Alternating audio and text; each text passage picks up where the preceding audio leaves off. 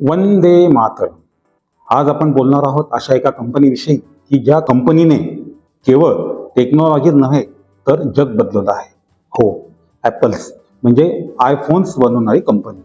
येत्या 1 एप्रिल 2026 रोजी ॲपलच्या स्थापनेस बरोबर 50 वर्षे पूर्ण होत आहेत. कॅलिफोर्निया येथील एका गॅरेजमध्ये 1976 मध्ये ही कंपनी सुरू झाली. आता तिचे मार्केट कॅपिटल $3.7 ट्रिलियन आसपास आहे. मंडळी, बघा किती मोठी अचिव्हमेंट आहे.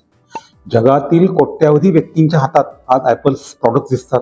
त्यामुळे सर्वात मोठ्या ज्या काही टेक्निकल कंपन्या आहेत जगातल्या, त्याच्यात पहिली किंवा दुसरं स्थान ॲपलला आज आहे. विशेष म्हणजे जगातील 180 पेक्षा जास्त देश असे आहेत की त्यांचा GDP ॲपलच्या आजच्या मार्केट कॅपिटलपेक्षा कमी आहे. यामध्ये फ्रान्स, इटली, ब्राझील यासारख्या देशांचा समावेश आहे. मित्रांनो, आज आपण ॲपलच्या वाटचालीवर एक नजर टाकणार आहोत.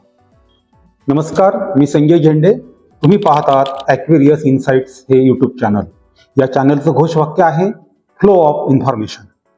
नाविन्यपूर्ण आणि दर्जेदार माहिती पोहोचवणारं चॅनल. ॲपल कंपनी आज 50च्या उंबरठ्यावर आहे. न्यूयॉर्कसह जगातील काही प्रमुख शहरांमध्ये ॲलिकिया केएस ही जी इंटरनॅशनल गायिका आहे तिच्यासोबत सेलिब्रेशन सुरू आहे. त्याचवेळी दुसरीकडे काय सुरू आहे माहिती का?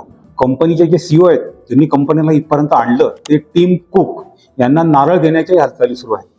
त्यामुळे अनेकांच्या भुवया उंचवल्या आहेत. ब्लूमबर्ग आणि द न्यूयॉर्क टाइम्स यासारख्या बड्या दैनिकांमध्ये या आशयाच्या आता बातम्या प्रकाशित होऊ लागल्या आहेत की आता कुक यांना घरी पाठवणार. मित्रांनो, 50 वर्षांपूर्वी स्टीव्ह जॉब आणि स्टीव्ह वोन्झियाक हे 2 तरुण इंजिनियर एकत्र आले.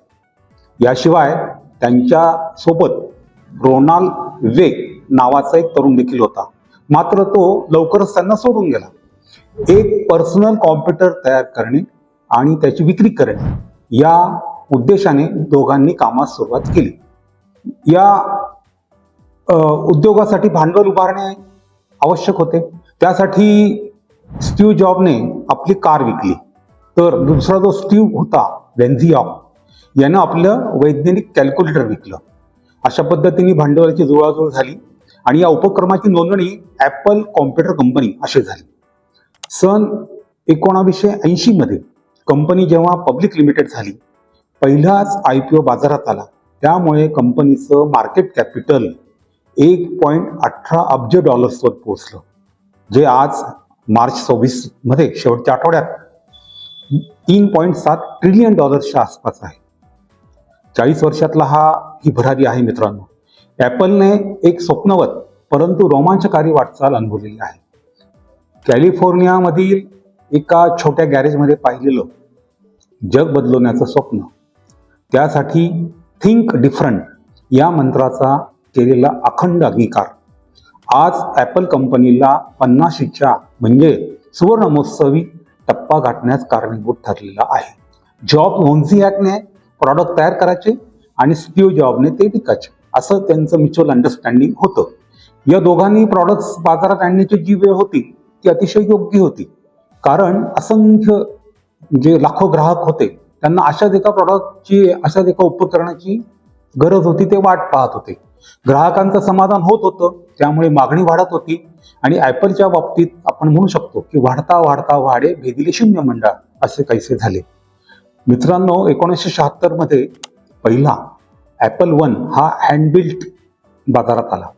त्यावेळी त्याची किंमत फक्त $666 एवढी होती.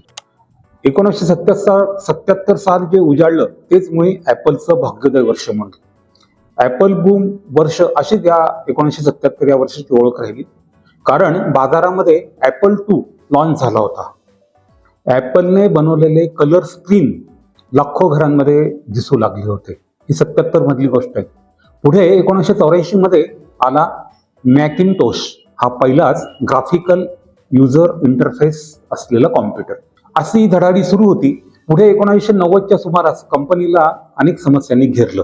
आर्थिक समस्या निर्माण झाल्या, डायरेक्टर बोर्डांमध्ये मतभेद झाले आणि कंपनीचा जो संस्थापक होता स्टीव्ह जॉब, यालाच बाहेरचा रस्ता दाखवण्यात आला. तो ॲपलच्या बाहेर पडला. स्टीव्ह जॉब ज्यांनी कंपनी सुरू केली तो. अर्थात पुढे सन 1987 मध्ये स्टीव्ह जॉबचे दमदार कमबॅक झाले. आय एम बॅक असं म्हणत त्याने जोरदार मुसंडी मारली. ॲपलच्या आयुष्यात क्रांतीपर्व सुरू झाले. बाहेर पडताना तो पुन्हा येईन असं म्हणाला होता की नाही माहीत नाही, पण तो परत आला. त्याने पाहिलं, त्याने कंपनीचा ताबा घेतला आणि परिस्थिती बदलवली. हा इतिहास आहे मित्रांनो. ॲपलच्या विजय रथाची घोडदौड सुरू झाली स्टीव्ह जॉबच्या पुनरागमनामुळे. सन 2001 मध्ये आयपॉड आला. या प्रॉडक्टमुळे 1000 गाणी खिशात आली. संगीताची क्रांती अशी ओळख या प्रॉडक्ट्सला मिळाली. संगीत खरोखरच कानाशी आलं. सन 2007 मध्ये आयफोन्स आला. पुढे touch screen, internet iPod, Apple Watch, air iPods असा सिलसिला सुरू राहिला. आता व्हिजन प्रो AI येतोय. थिंक डिफरंटचा माइंडसेट ॲपलला कुठपर्यंत नेतोय बघा मित्रांनो. पुढे एक टर्निंग पॉईंट आला. ॲपलला प्रीमियर ब्रँड अशी ओळख देणाऱ्या स्टीव्ह जॉब यांचं निधन झालं. दिनांक 5 ऑक्टोबर 2011 हा तो दिवस. वयाच्या 56व्या वर्षी स्टीव्ह जॉबनी प्राण सोडले.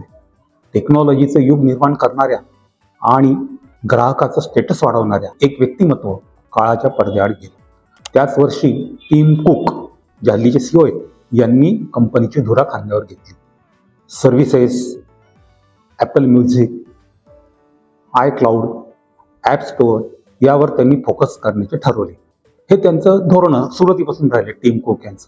परिणामी आज ॲपलची कमाई फक्त हार्डवेअरपासून नव्हे तर सर्व्हिसेसमधून देखील प्रचंड प्रमाणामध्ये सुरू झालेली आहे. आज कंपनी 50च्या उंबरठ्यावर असताना टिम कुक कंपनीचे CEO आहे.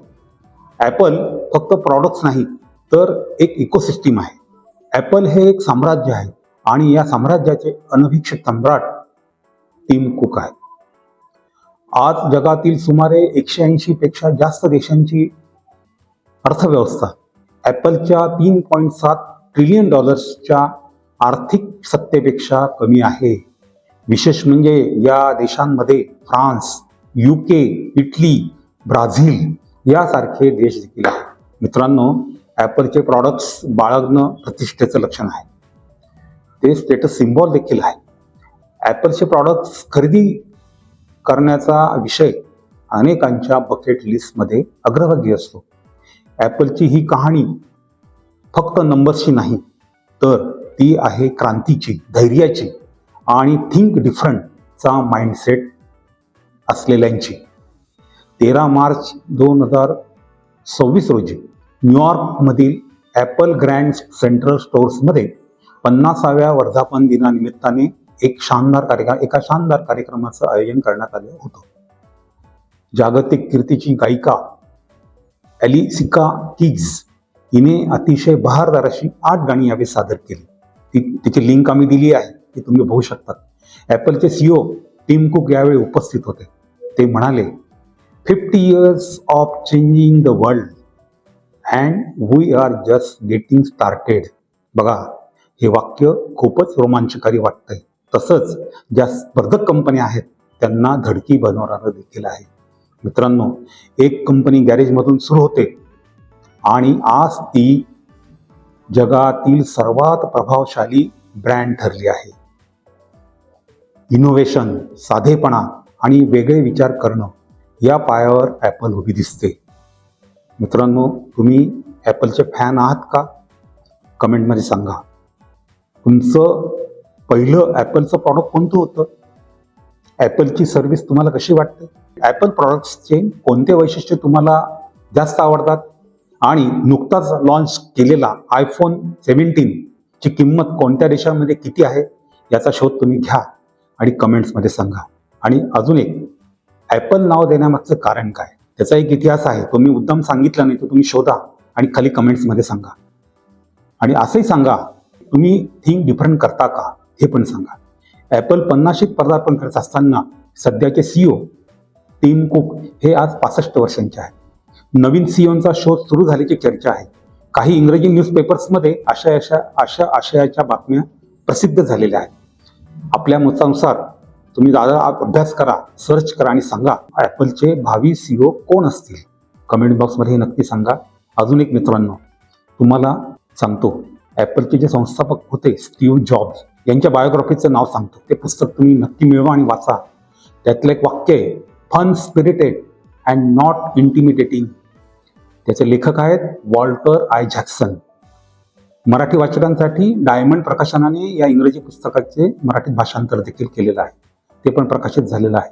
तसंच मधुश्री प्रकाशनाने स्टीव्ह जॉब नावाने स्वतंत्र पुस्तकच काढलेलं आहे.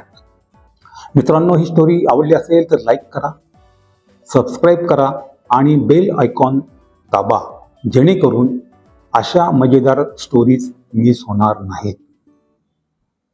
धन्यवाद आणि थिंक डिफरंट.